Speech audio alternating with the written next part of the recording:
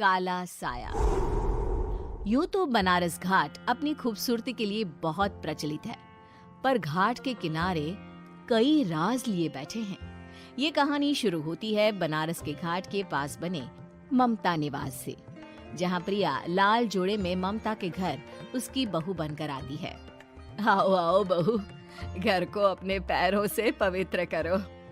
ममता घर की दहलीज पार कर ही रही होती है कि अचानक एक बहुत गंदी सी बास पूरे घर में फैल जाती है।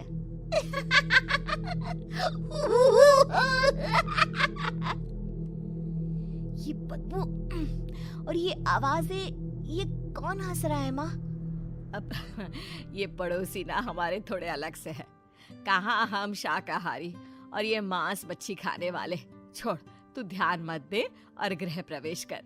और हाँ बहू, अपनी सास की एक बात हमेशा याद रखना, इन पड़ोसियों से तो कभी बात नहीं करेगी। अच्छे लोग नहीं है ये। अपनी सास की ये बात मानेगी ना बेटा? हाँ माँ, जो आपकी मर्जी, मैं उनसे बात नहीं करूंगी।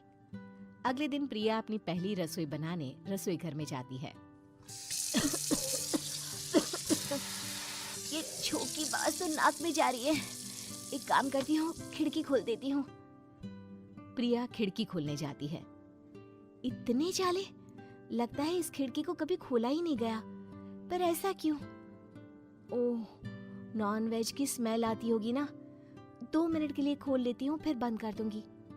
प्रिया खिड़की खोलती है। खिड़की खोलते ही उसकी नजर सामने वाले घर की खिड़की पर पड़ती है, जहाँ एक लड़की खड़ी होती है।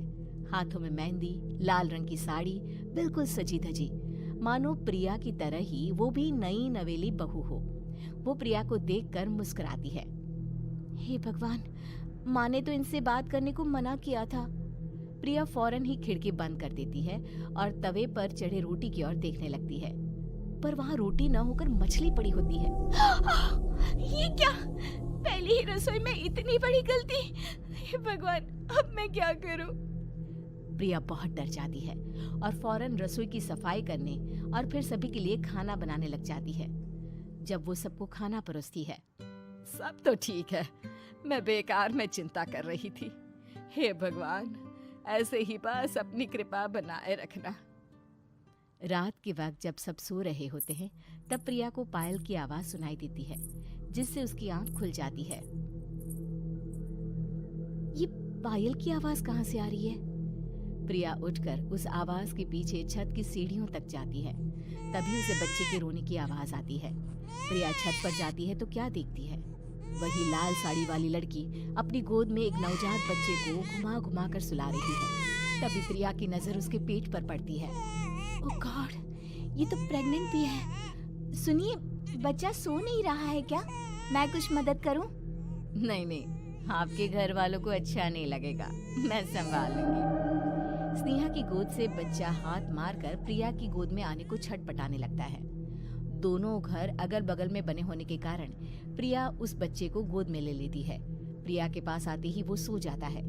बच्चे का वो स्पर्श रात भर प्रिया भूल नहीं पाती और अगली सुबह वो छत पर कपड़े सुखा रही होती है।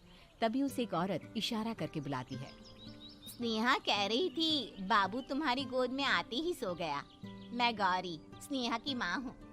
बहू, घर आना, बाबू को खिला भी लेना। शाम को जब घर पर कोई नहीं रहता, बच्चे से मिलने के लिए प्रिया छिपकर अपनी पड़ोसन के घर चली जाती है और कुछ देर बच्चे को खिलाकर वापस लौट आती है। इसके कुछ दिन बाद ही प्रिया को पता चलता है कि वो माँ बनने वाली है। ममता की खुशी का ठिकाना नहीं रहता।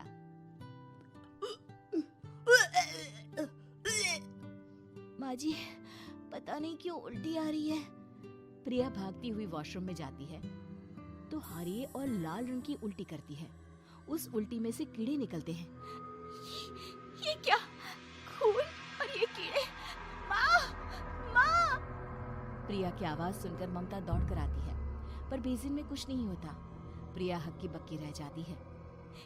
ये सब क्या हो रहा है? प्रिया घबरा जाती है और अपने कमरे में जाकर सो जाती है। डर के कारण वो इतनी थक जाती है कि उसकी आंख लग जाती है। तब उसे ऐसा लगता है उसके पेट पर मानो कोई बैठा हुआ हो। कौन हो? प्रिया के पेट पर एक 5 महीने की बच्ची बैठी हुई थी, जो बुरी तरह जली हुई थी। माँ, तुम ही मुझे लाई ना अपने पेट में। मैं तुम्हारी माँ नहीं हूँ। कौन हो तुम? माँ, देखो मैं जल गई बुरी तरह से। 6 महीने पेट में रहने को भी मुझे नहीं मिला। सहला दो ना माँ। बचाओ, बचाओ, माँ। ममता दौड़कर कमरे में आती है। प्रिया की बातें सुनकर वो सब समझ जाती है।